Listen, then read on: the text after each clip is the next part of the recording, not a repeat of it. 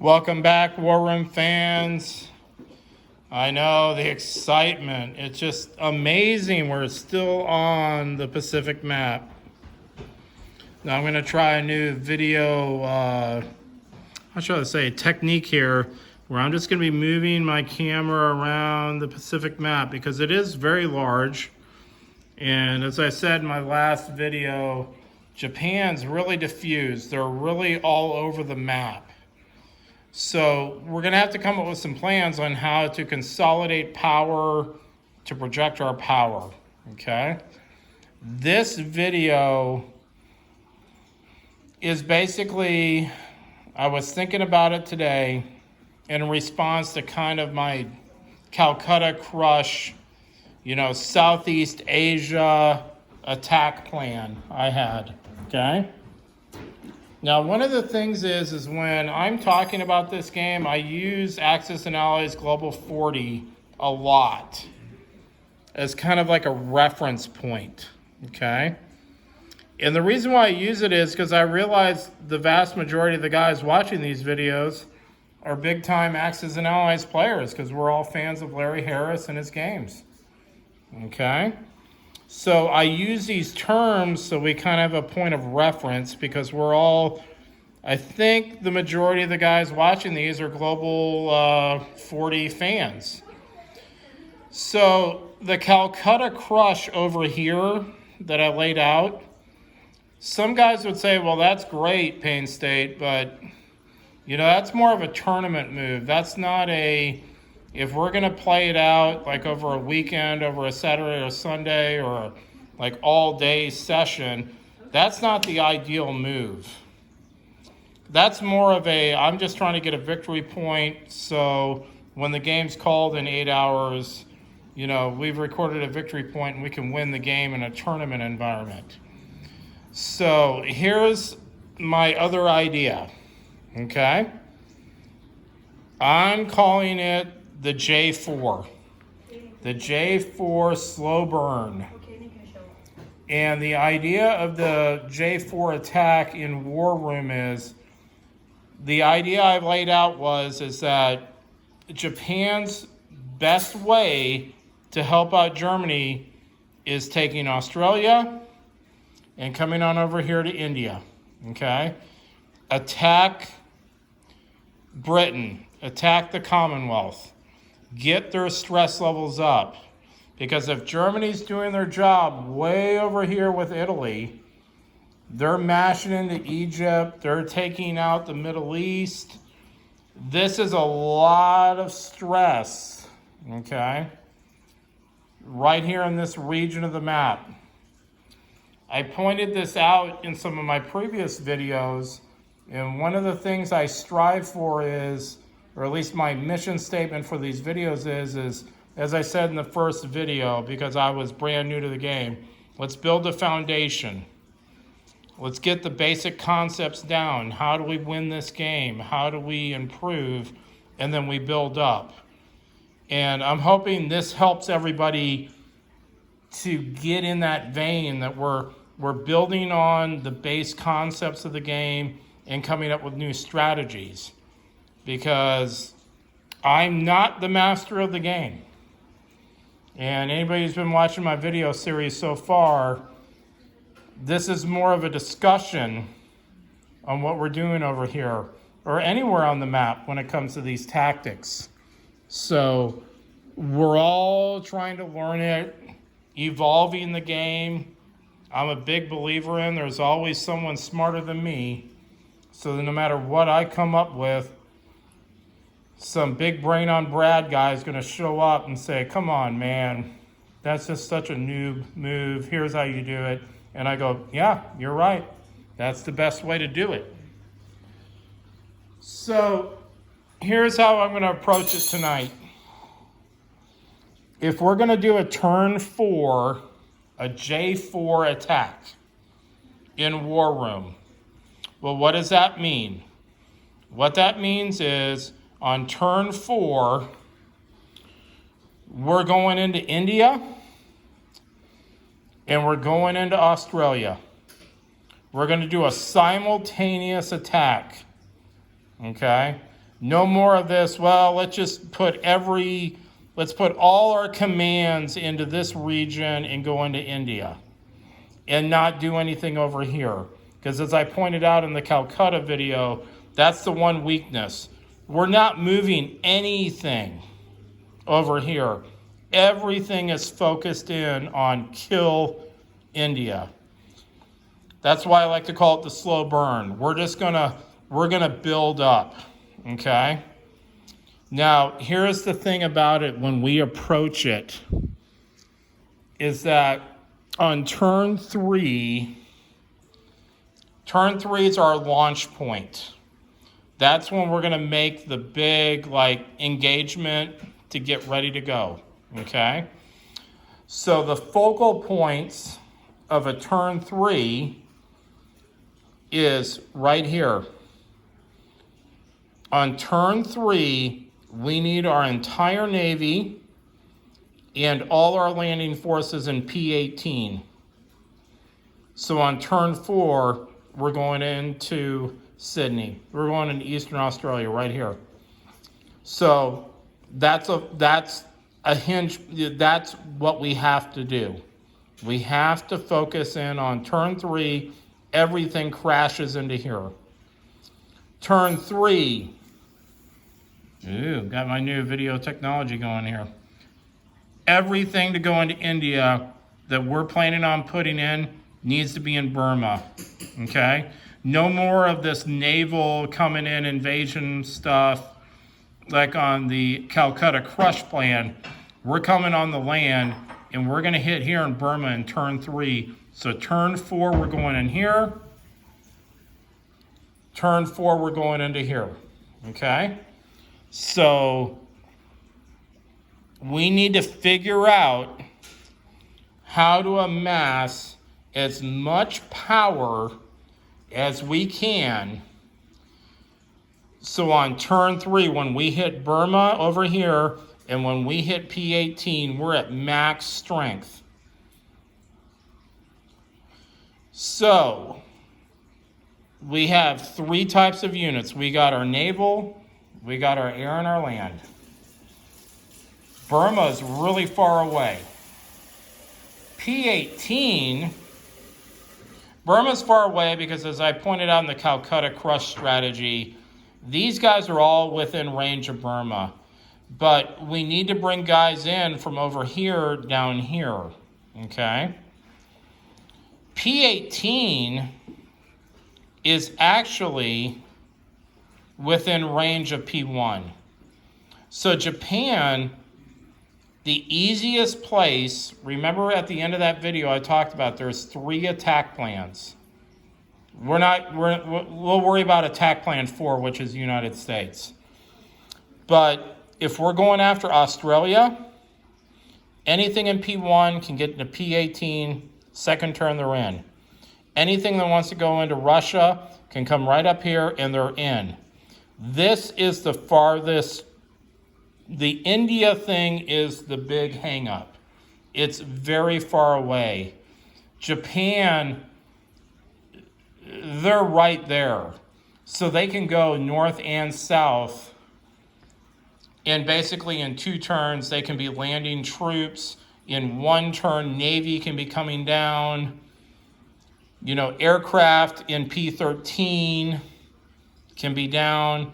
So it's a lot easier to attack Anzac. It's a lot easier to attack Russia. It's not as easy to attack India. India is very far away. Okay, so here's how we're going to do it. We have 2 turns to set it all up. So what does that mean? We got 18 moves. We can only move 18 of our guys. I didn't do an exact count here, but I believe we have like 29 commands on the board right now. I'm not going to bore you and actually count it up.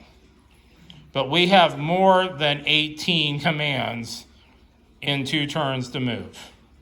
So here's what I think we need to do, okay? Let's talk first about the air power. We need to get Remember, we have a strat bomber here. We have a strat bomber here.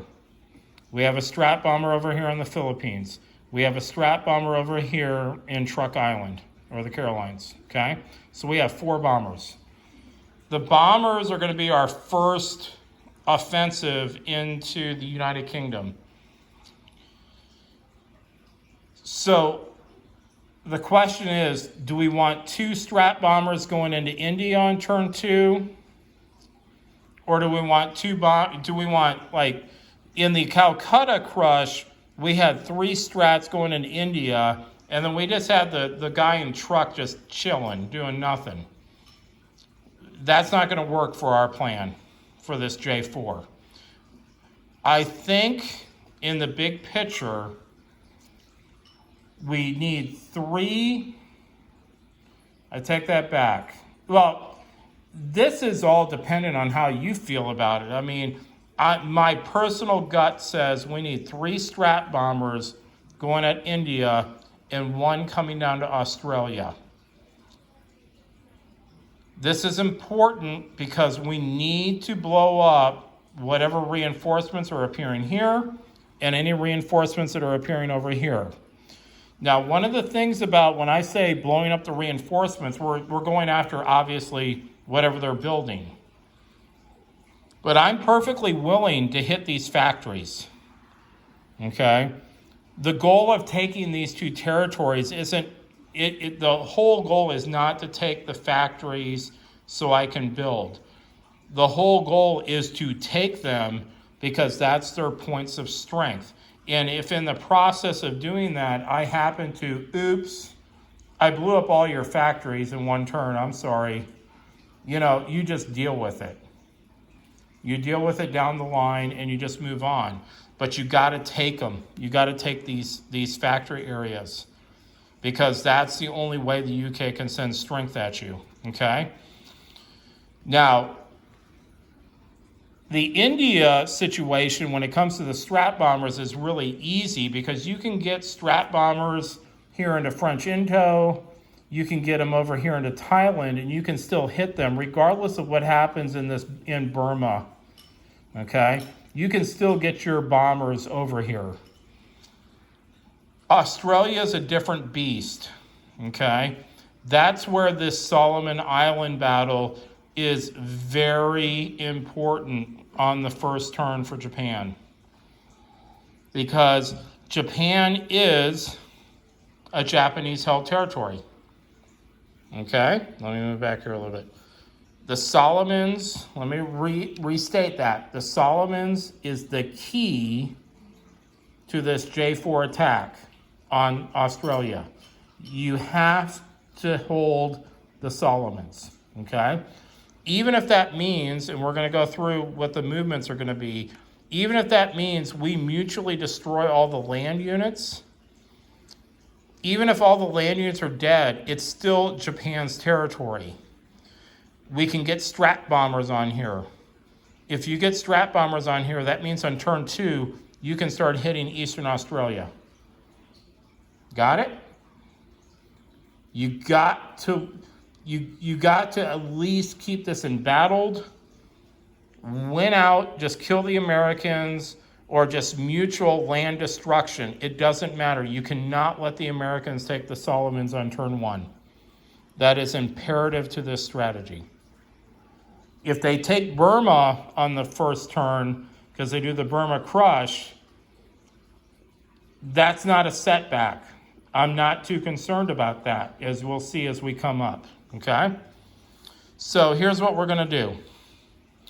So, as I stated earlier, we only have 18 moves to set the entire strategy up. So here's what I'm thinking, guys. One of the things, okay, before I start, I'm going to do one more thing that I think is important to remember, is that in my first video, I always talked about how P-13 was kind of like the heart of Japan's defense. That's true in turn 5 plus. At the beginning of the game, P-14, the Philippines, is your most versatile sea area, meaning we can invade P14 through 13 to P18. We can land, because remember in the Calcutta discussion we talked about, it doesn't matter. You come off the P0, P here, or P14, turn 2, you're here, turn 3, you're here. Okay? There's no point in going around because it's the same distance. Okay? So turn 1, you're here with land, turn 2, turn 3. We've set up our turn 3 attack, and off we go. So the Burma, okay, so we're dealing with two equations here. We have 18 moves. What's the easiest path? What's the easiest way to get as much strength as we can? Okay? So the first thing, because the entire plan hinges on strat bombers, okay? The first moves we're going to make is get our strat bombers out. So I'm going to lay out the plan that I did. It's kind of a Calcutta crush that I did with the Anzac attack. But I want more bombers over here, so we're going to put 3 bombers on this front, and we're only going to have 1 bomber on this front. Okay? Now, based on my experience of the game, the United States is most likely going to send up the 15th, okay, into here. They also have, remember, they have a CV here in the 4th, down here. Let's move back. I realize I'm out of camera, okay? So let's just talk about right here, since the Solomons is so important. The United States off Caledonia is going to send in the 15th, most likely. They have a CV out here, okay? So they're going to have 2 fighters and a bomber, most likely going into the Solomons to support the 43rd, okay? This is a focal point for Japan on this strategy. So our first move is we're bringing in the 12th. It's a bomber and a fighter, okay? We also have a carrier. So we have 2 fighters and a bomber going up against 1 fighter and 1 bomber, okay? So our first move is the 12th. Our second move is the 1st. The 1st is coming down from Japan. It has a carrier. So now we have 3 fighters and a bomber. So we have air, not superiority, we have a big air advantage, okay?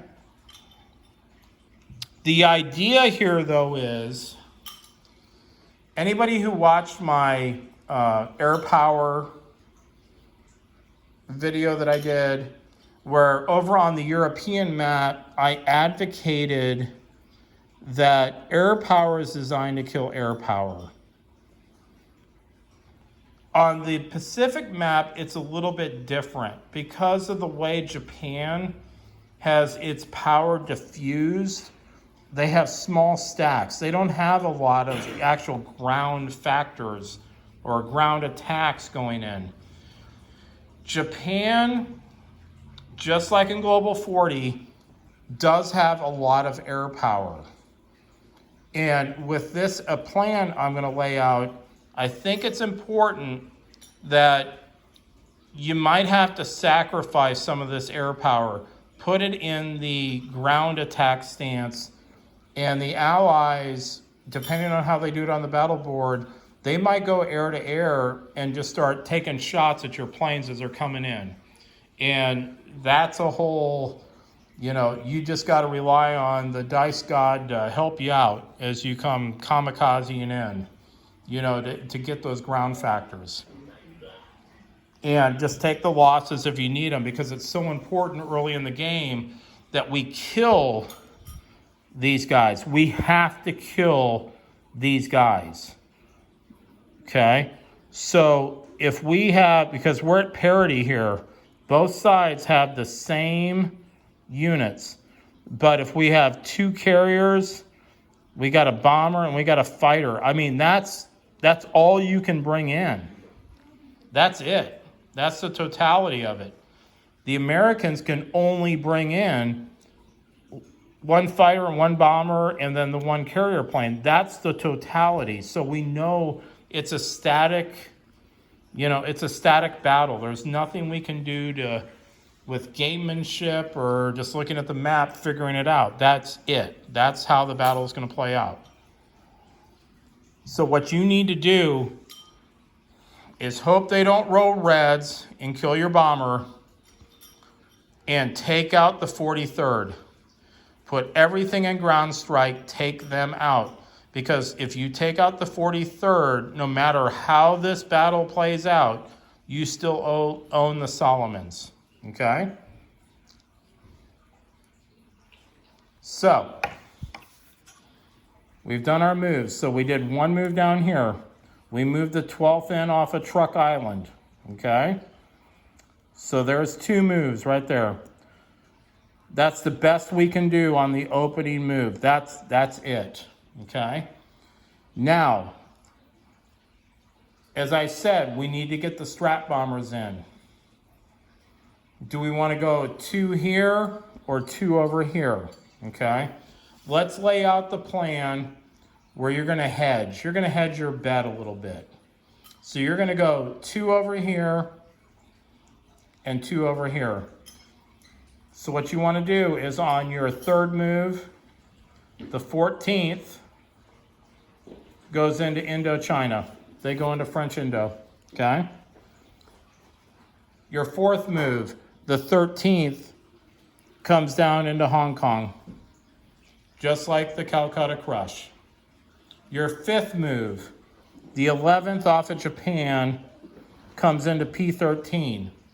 They're going to be landing on the Solomons.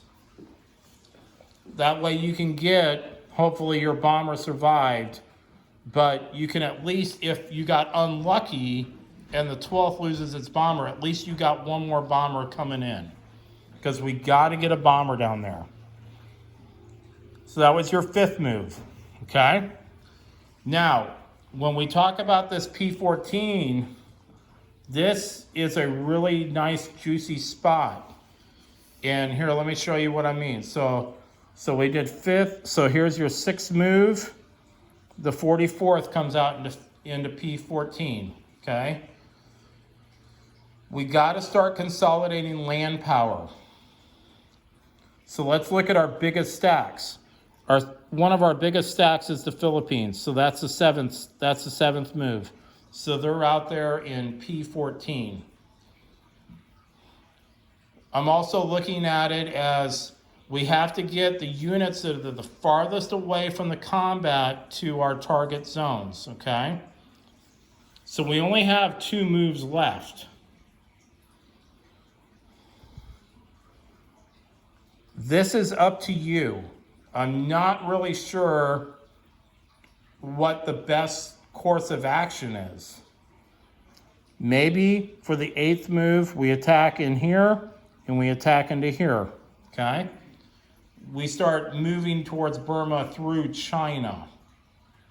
Now, there's going to be combats. We're going to take losses. We might not roll very well. We might get embattled, which will slow us up, okay? Well, if you don't want to take that risk, then on the 8th move, you go down 81st down to there. 24 moves down to there, okay?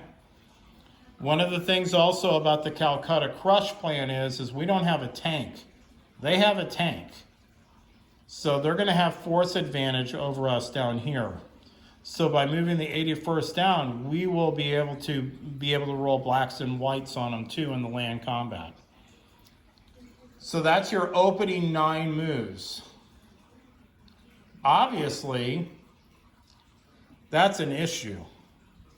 We've left our factory completely bare and naked.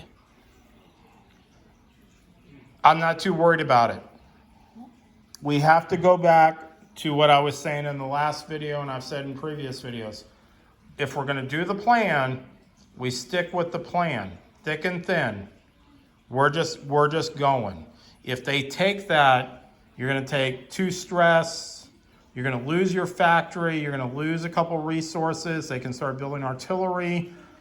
But I'm not worried about that. I'm worried about here, and I'm worried about over here. Whatever China does up here, it doesn't matter to me. China can't win the war.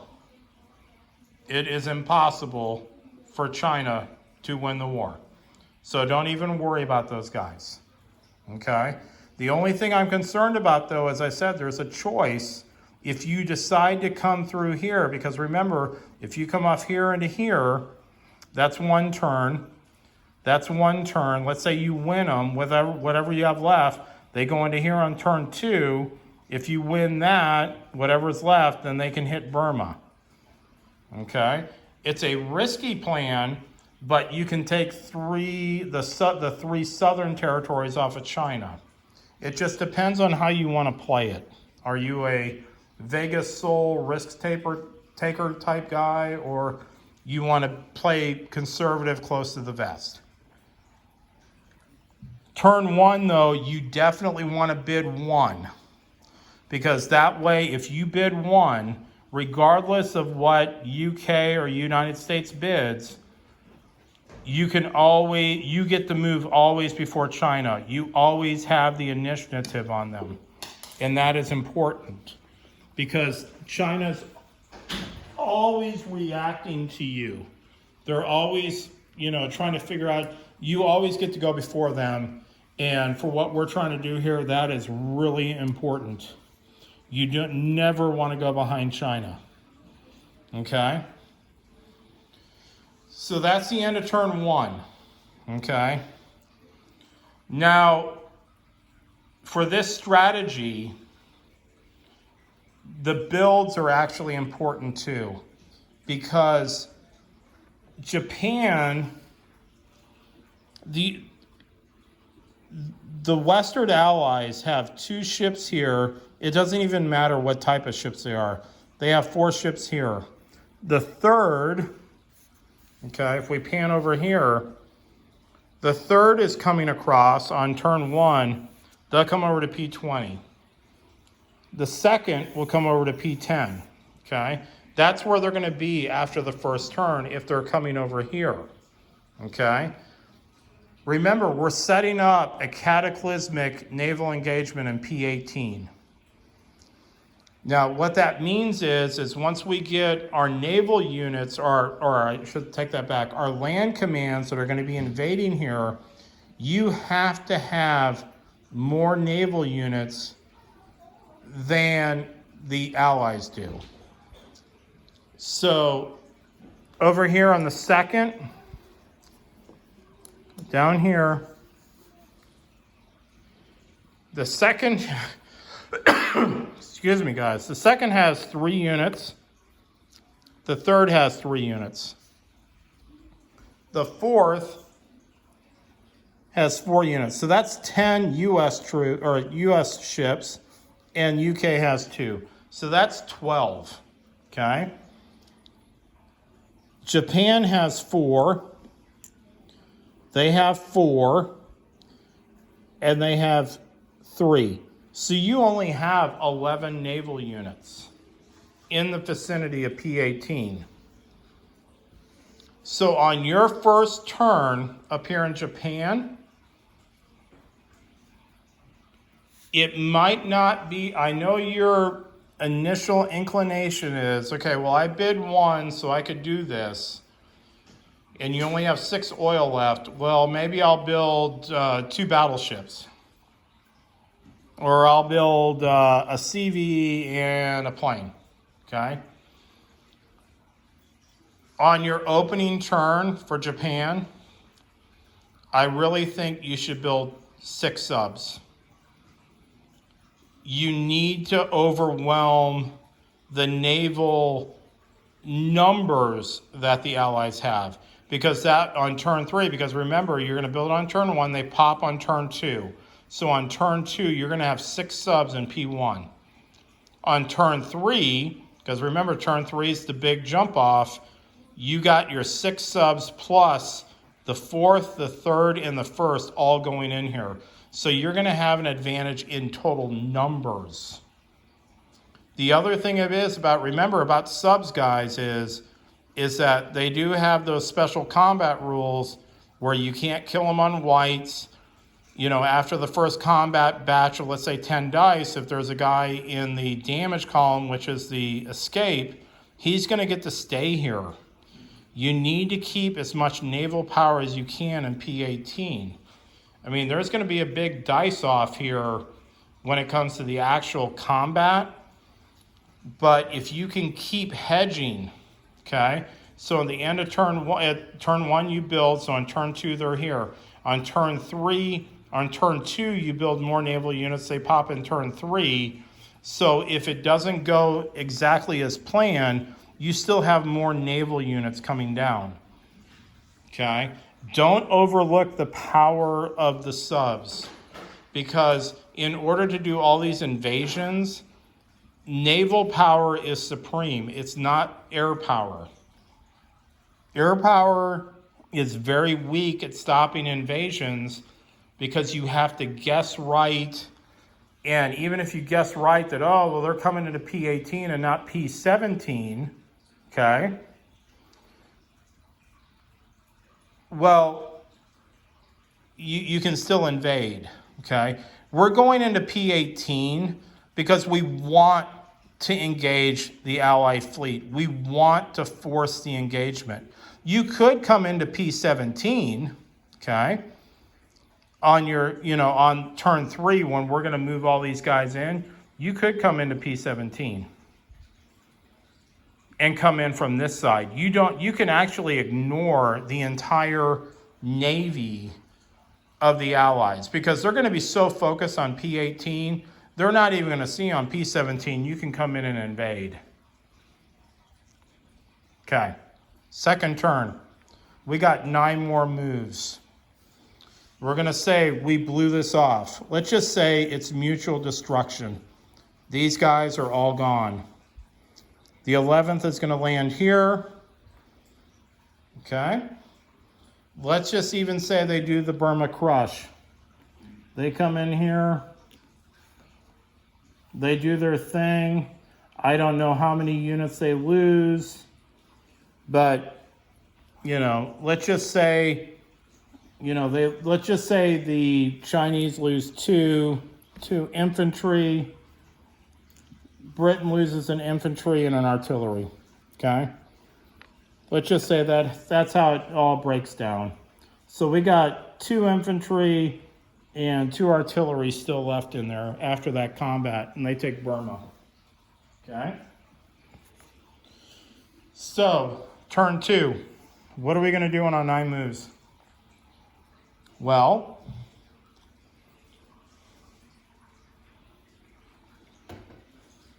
turn 2.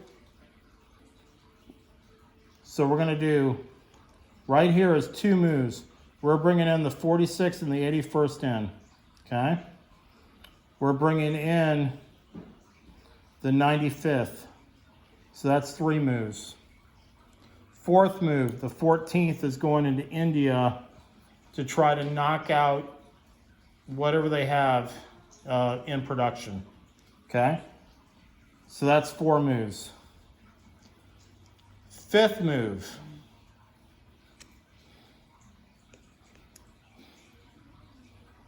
We're bringing off the 89th.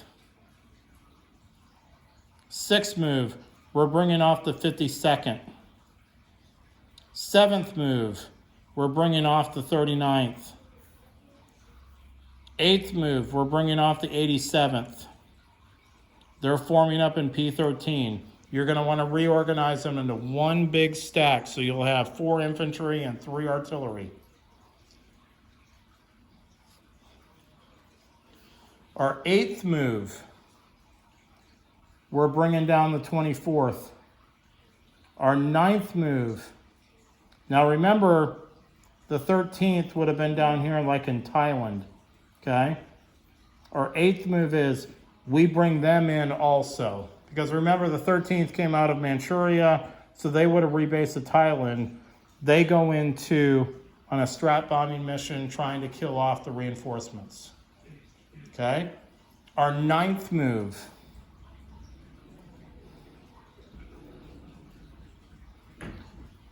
The thing about the Hong Kong thing is I don't know if they're still going to be there. If China comes in and takes Hong Kong and they have to bounce, you bounce them out here onto like Okinawa or here, because we want to be able to get them over here because it's 2 fighters compared to 1 over here. We want to get these fighters over here on our final move. Okay? So that's where we're sitting right now at the end of turn 2. Now, at the end of turn 2, if this is how it actually plays out, they have an armor and, let's see, they got an armor, an artillery, and 2 infantry against our armor, artillery, 2 infantry, 3 artillery. So you're going to blow them off, okay? Most likely you're going to destroy them. But in the process, you're most likely going to lose the 96 and the 46, okay? The 16th is going to fly back here. You might even lose another infantry. So all you got left is an artillery. Basically, you have a 3-stack. You got an artillery, an armor, and an infantry, okay?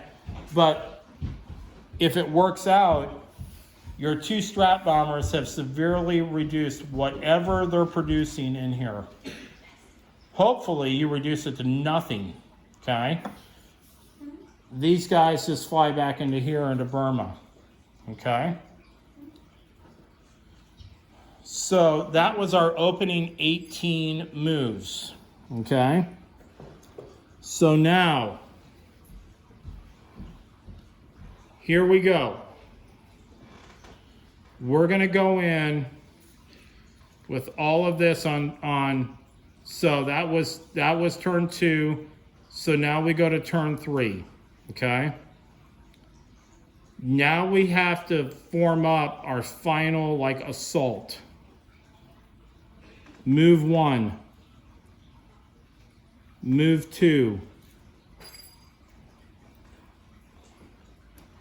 Let's go ahead and get our fighter off. Move 3.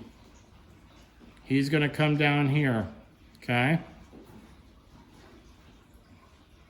Now, move 4, these guys up here, okay? What are we going to do with them?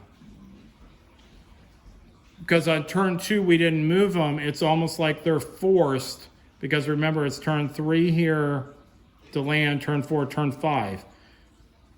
Let's land these guys in for a secondary, like, follow-up attack, okay? They're going to be the follow-up attack.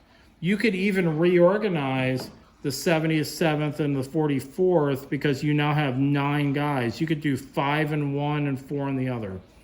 But let's just keep it simple. 77th comes in. They're the turn 5 attack. The 44th comes over here. And you form this up. So you got 6, 8, 10, 12. You got 13 land units sitting in P13. Okay? So for the 3rd round, you're going 1st and 3rd. Okay? So we did 3, 5. Remember the subs that just got built. 6. We form these guys up into 2 stacks. Okay, so we got, where did the 44th go? Here they are. So we got basically 2 big mega stacks. 7 and, that's 6, 7.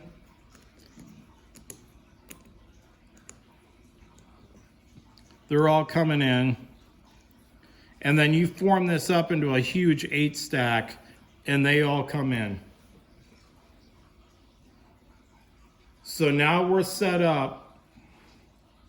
So on turn 4, they're going in. Turn 4, they're going in. Notice Japan, though. Notice what's happened. Okay. Now the 4th, I'm sorry, you're going to bring in the 4th here. And you might have to leave out one stack up here. I'm not going to, unconstruct it. But you want to get everything right here. Notice how you've cleaned off basically all your islands. All your strength has been consolidated. So that at the end of turn 3, besides the guys way down here, the single guys in the money islands, all your strength is consolidated now. You most likely have lost Hong Kong, you've lost Peiping, but we ain't worrying about that. That's of zero concern. Let China have their little party down here because we're going in on turn 4 and we're going in on turn 4. Now, we don't know what's going to happen. I mean, does the United States just persist and they come down and go, no, we ain't letting that happen. They got all these air wings coming down. We got a huge conflagration about to happen, okay? That's fine, because remember, it's not represented here, but on your first build, you built 6 subs, so you got 6 subs down here too. As long as at the end of turn 3, you have 1 more naval unit than they do, they can't stop you from invading. It's impossible. You're going to be able to invade as long as you have 1 more naval unit. So when this is all said and done, you have 5 guys left, naval power, and they have 4 guys left in naval power, you can just head straight on in. They can't stop you from invading. Over here, there's nothing they can do to stop you from invading on turn 4. Okay? So that's what I call the J4 slow burn. Let's take out the UK. The weakness of this plan, though, is you're basically letting China just go, crazy. They're going to start building up because it's at the end of turn 3. Remember, at the end of turn 1, they got 3 units. In the end of turn 2, they got 3 units. At the end of turn 3, they got 3 units. So they're going to have 9 more guys on the map. And you have nothing to oppose them. All you got left is up here in Manchuria and the poor 62nd. Like, they're not going to do anything to stop them. But that's okay. Because if you take Australia and you take India, it's very easy, because let's say on your second turn, you start building land units up here, or you even build more, I would actually recommend in the second turn, you build even more naval units to come on down. You have to hedge your bet a little bit. But you can definitely build more land units up here. And then once you take India and once you take Australia, you have more than enough time to invade off of Japan, come back with some strength, keep moving over to the Middle East. Okay? So I'm going to end it right here. That's the J4 slow burn. Let's get it on with the UK, and hopefully the United States wants to tango down here so you can actually take out the entire United States fleet. I think that's a solid 4-turn attack plan. Remember what I said in the previous video, guys. Once you come up with the plan, You stick with the plan, thick or thin. You don't all of a sudden change it up if the United States doesn't want to tango and they start moving around, they're coming up in here. Heck, even if they start bringing off their land units, and let's say they go, well, if you guys are going to do that, well, we'll start taking these islands. Go for it, guys. Start taking these little islands. I can always come back after I take care of this, and then I'll deal with this later on. It's the same idea with China. Take your crumbs I'm giving you. Well, I'm going after the big goals. I'm going after the big fish. You guys take the minnows, and then I'll come deal with you after I take out all these things that are important to winning the game. Okay? So I think we're going to end it right now. You guys think about it and give me some feedback. What do you guys think about this? Because I think this is a winning, long play type strategy that Japan can employ to win the game and get set up, as I said, to go hog wild and really break out and put the hurt severely on the UK. Okay, talk to you guys later. Bye.